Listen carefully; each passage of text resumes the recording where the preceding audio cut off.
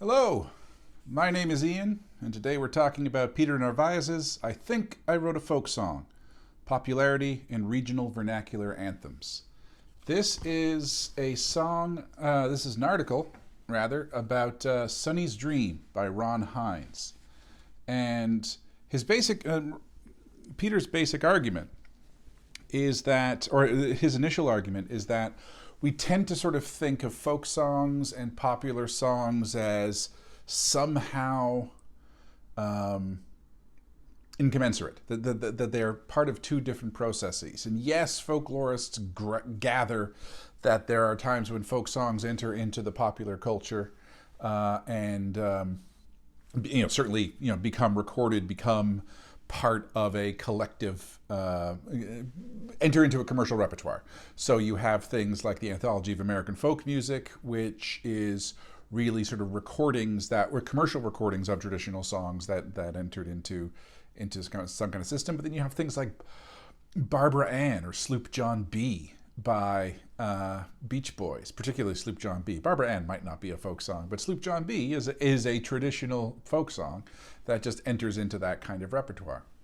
Conversely, we do recognize that popular songs enter into the folk canon, and that they become something that are regionally, that become something that are used by groups as meaningful. So despite the fact that they did not create it, it is something that is nevertheless theirs. The best example of this is probably Happy Birthday, something that was written, something that was copyrighted, and yet has entered into the customary behavior of North Americans for the past 50 or 60 years, to the point where we tend to forget that for a long time it was a copyrighted work, which is why when you watch a movie and someone sings Happy Birthday, they had to list it in the credits.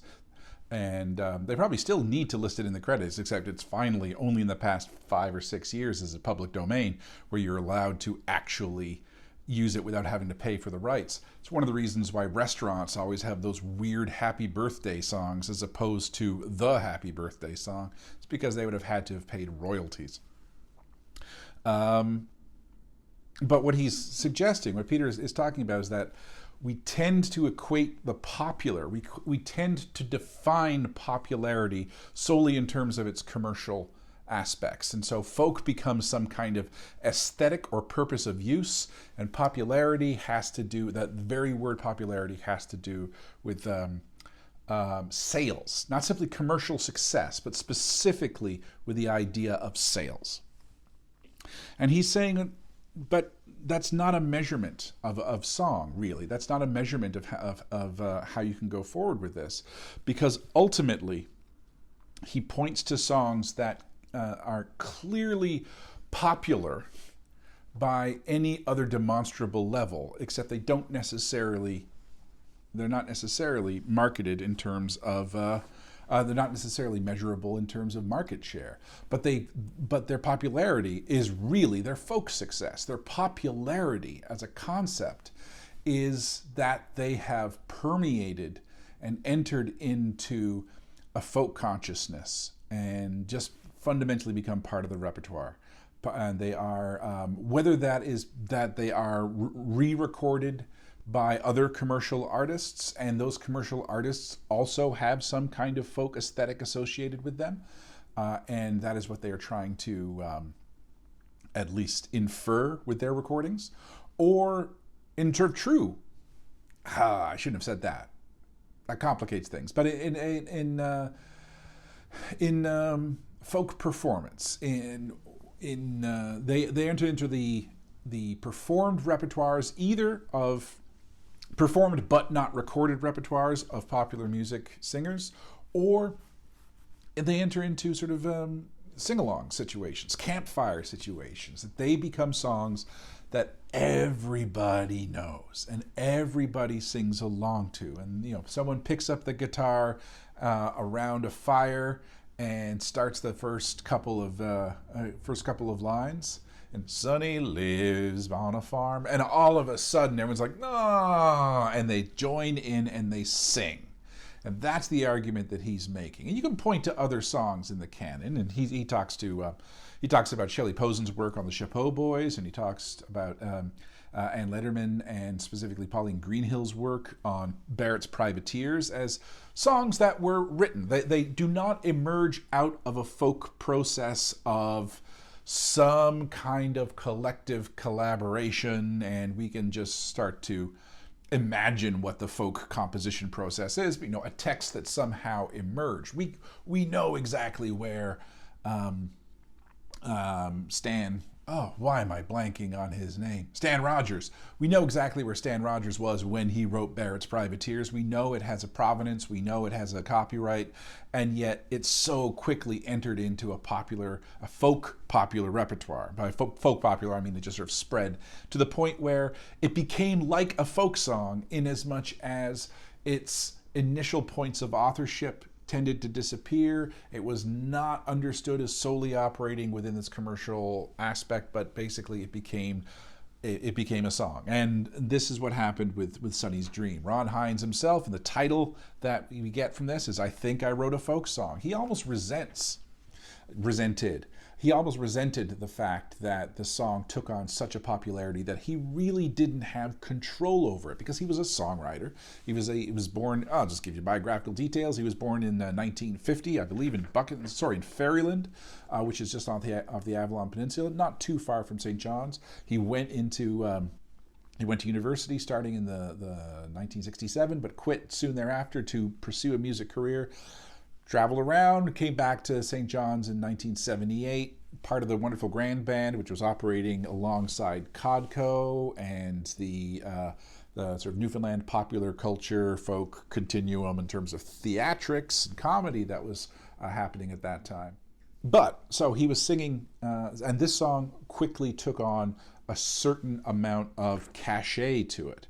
So what happens? Why do these songs, like Sonny's Dream, sometimes just transcend their songwriting place, their place within a commercial canon? And he was writing a song for, it is not a matter of being disingenuous to suggest that he was writing a song for commercial success. That he's writing a song that was both hopefully good, or by which we mean heartfelt and written from a place of having something to say and all those things that we kind of desire in our works of art, but at the same time something that could enter into the songwriting realm. And there's a whole discussion in the article where it talks about he had submitted it to a meeting in Toronto where songwriters and publishing companies gather together and look for new songwriters and look for works that can enter into that kind of commercial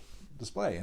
And the way that the fact that there are comments about how the song did not meet commercial expectations, one in part because it had one verse too long, at least at that time, and it just didn't seem to gel with what was happening in commercial radio in the mid-1970s. And yet he recorded it, and it became a small hit.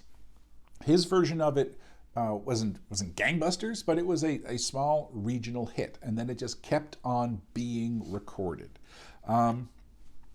It's since that time, and I mean, by the time the article was written in the early 2000s, it had been covered about 40 times.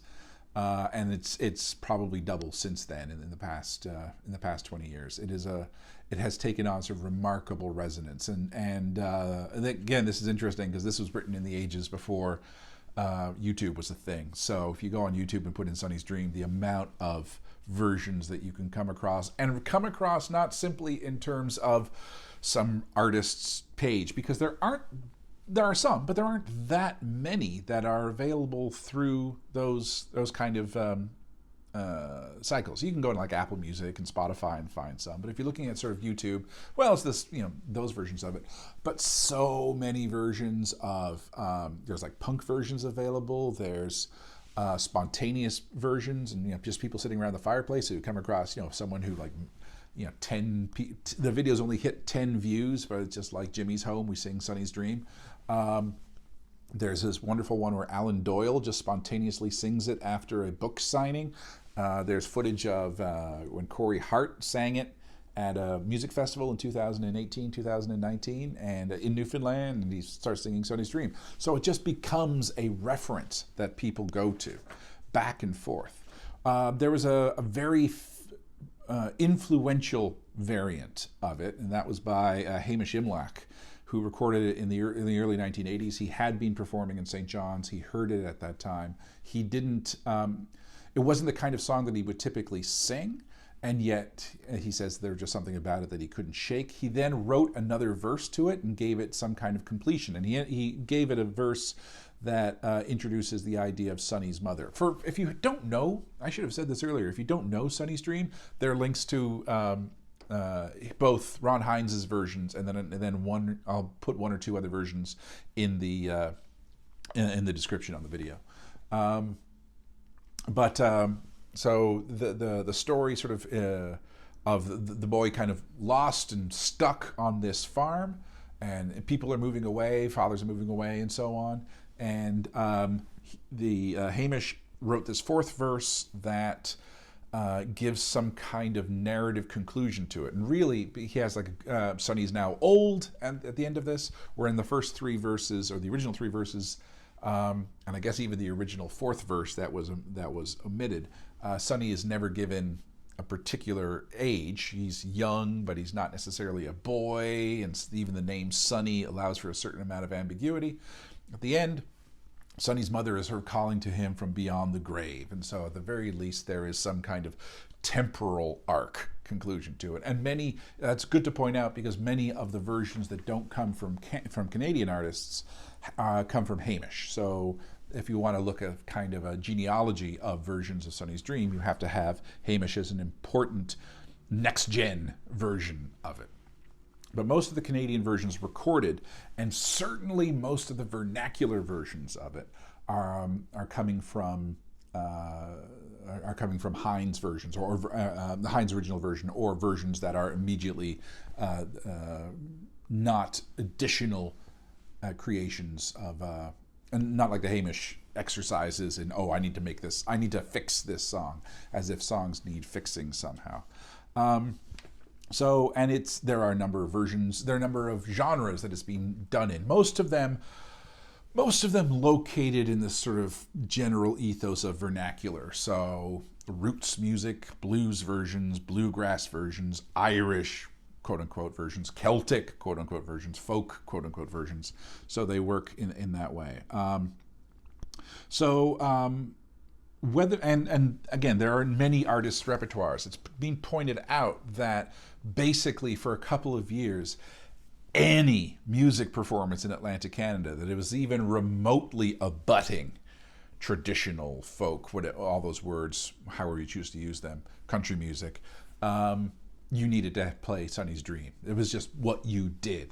And sometimes you'd even open with Sonny's Dream, and everyone would sing along, even to the point where there were then performance expectations that are not present on the recording, on the original recording, but are now part of the live expectations, like in the perhaps the last time, or maybe the penultimate time one sings the chorus, you do it entirely a cappella, and then you do the chorus one more time with instruments, but then everyone sings along. There's the description of what happens when it's on the jukebox in Buckins, and basically everyone is sort of like getting up from their tables and they're just clapping along the entire time.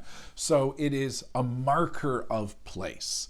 And it's that idea that the song has kind of slipped the surly bonds of its original manifestation and become, by whatever word we wish to express it, a folk song. And he puts it in the level of anthem, with the idea that not simply is it known, not simply is it ubiquitous, but it also has taken on this representative and almost sacral quality. He points to the fact that there aren't really successful parodies of Sonny's Dream, because in a way the song is like, oh no, you don't mess with Sonny's Dream. It's like it would be anathema to touch to get too close to the sacred fire and make fun of Sonny's Dream. And the idea is that it's not simply Newfoundland, it's all of Atlantic Canada, and that the song suggests something.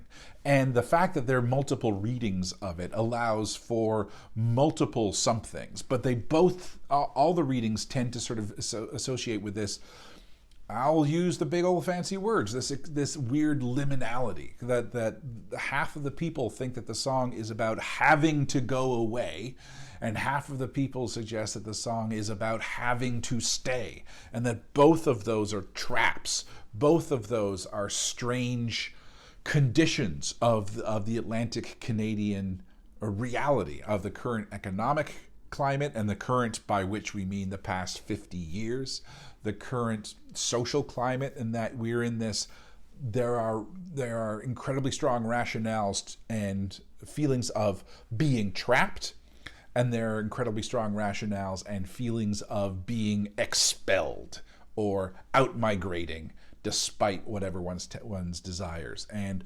the fact that both readings can be, that song allows for both readings really suggests why it has taken on this anthemic aspect. So he ends with this basic idea.